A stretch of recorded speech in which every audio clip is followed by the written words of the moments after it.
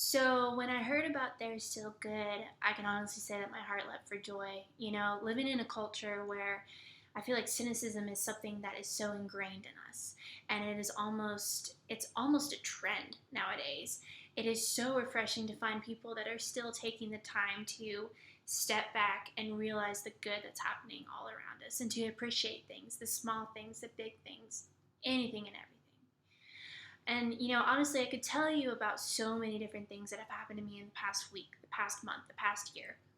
But the fact is that it's always happening.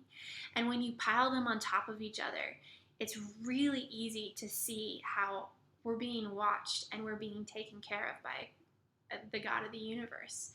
He always goes before us and he makes a way.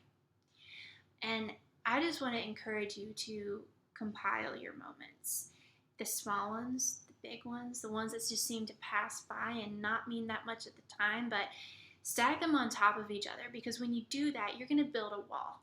And that wall is going to be strong enough so you can lean on it in the times where you are feeling weary, you're feeling weak, you're feeling discouraged, because those times are going to come. That's just the way life is. But the fact of the matter is that when you remember the good, that is an incredibly sharp tool that you can use that can cut through that darkness. The goodness of God is coming to you in so many different ways every single day. And when you take the time to stop and to recognize it, that's when everything changes. I believe that positivity is the tool that can be used to change the world. And the more you do it, the easier it's going to be to recognize those moments and to recognize them for what they are. They're not just these little things that have just happened and that's just such an interesting coincidence. But the fact of the matter is that it's not. It's God working and speaking to you in these tiny little ways. And for me, just in the past week or so, it's the moment when my pastor is holding my face in her hands and she just whispers to me, and I'm crying, and she just whispers to me, "There you go, my dear, you're never going to be the same again." And it's the moment when I was on my way to a concert and I was just feeling really sad and lonely, and I texted one of my friends and I was like, "I just don't want to be here alone tonight." And I'm sitting in my seat, and the stranger who's sitting next to me at one point leans over and says, "Hey, just so you know, you're not alone here. Jesus is with you." And it's the moment when I'm sitting with my friend Josh, and he's just telling his story and talking about his life. And the words that he was speaking started to heal my heart.